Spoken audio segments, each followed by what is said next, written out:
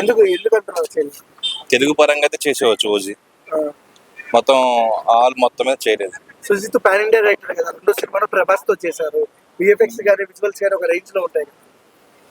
అవ్వచ్చు, కానీ Pushpa 1 already hit అయింది కాబట్టి పుష్ప 2 అనేది ఒక కమర్షియల్ మూవీ, అది దాంతో పోల్చకూడదు. అది వేరే, ఇది వేరే. రోజు క్లిప్స్ ఎలా అనిపించాయి మన గురించి? లుక్స్ ఎలా అనిపించాయి? సూపర్. పవన్ కళ్యాణ్ చాలా వరకు ఒక మాట వినపస్తుంది, అకీరా ఉన్నాడు సినిమాలో అంటున్నారు. అంటే ఇంకా అధికారికంగా రాలేదు, ఉంటే ఎలా ఉంటుందమ్మా? ఉంటే ఇంకా ఫెంటాస్టిక్. మరి అందరూ మరి ఎక్స్పెక్ట్ చేయలేదు తెలుగులో, మరి ఇంకా బీట్ చేయలేదు తెలుగు ఇండస్ట్రీలో, ఓన్లీ టాలీవుడ్ అయితే. అన్న, ఒక ఫ్యాన్ బాయ్ గబ్బర్ సింగ్ సినిమాలో అప్పుడు పేపర్ చేసిన అబ్బాయి ఇప్పుడు ఓజీ తీస్తున్నారు కదా, ఎలా అనిపిస్తున్నారు మీకు వేరియేషన్? సుజిత్ మంచి డైరెక్టర్. సెకండ్ ఫిల్మే ఫ్యాన్ మూవీ తీశాడు, బాగా తీస్తారు. సినిమా అయితే బాగా హిట్ అవుతుంది, బ్లాక్ బస్టర్ అవుతుంది తప్పకుండా. వీరమల్లు ఎలా అనిపిస్తుందన్న మీకు? లుక్స్ కానీ, ధర్మం కోసం యుద్ధం కానీ, టైటిల్స్ ఎలా అనిపిస్తుంది? సూపర్గా ఉన్నాయి. పవన్ కళ్యాణ్ టైం దొరకకపోయినా సరే తన వంతు తన యాక్టింగ్ చేయడానికి ప్రయత్నిస్తున్నారు. సూపర్గా ఉంటాయి.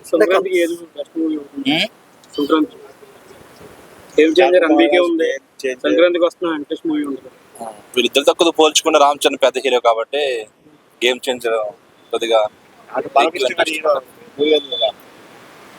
బాలకృష్ణ మూవీ అంతా రామ్ చరణ్ కొద్దిగా పెద్ద హీరో కదా, బాలకృష్ణ పోల్చుకుంటే క్రేజ్ ఉంది, ప్రెసెంట్ ఫ్యాన్ బేస్ ఉంది. గేమ్ చేంజర్ సినిమా వస్తుంది రామ్ చరణ్. సో ఈ సినిమా మీద ఎక్స్పెక్టేషన్స్ ఎట్లా? అంటే శంకర్ది ప్రతి మూవీ బాగానే ఉంటది కదా.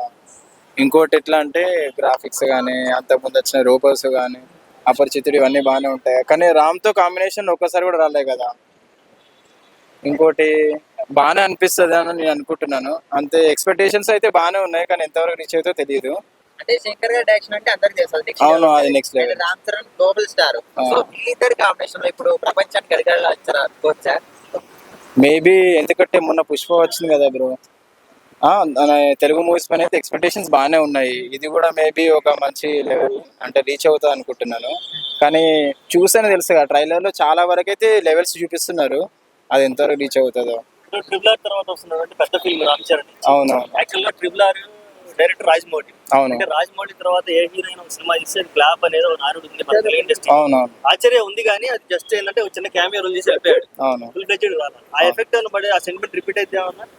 లేదు, అలా ఏం కాదు. ఎందుకంటే త్రిబుల్ ఆర్ తర్వాత తనకు ఒక మంచి ఇమేజ్ వచ్చింది కదా బ్రో, దాన్ని నిలబెట్టుకోవడానికి ఇది మంచి డైరెక్టర్ అతను కూడా.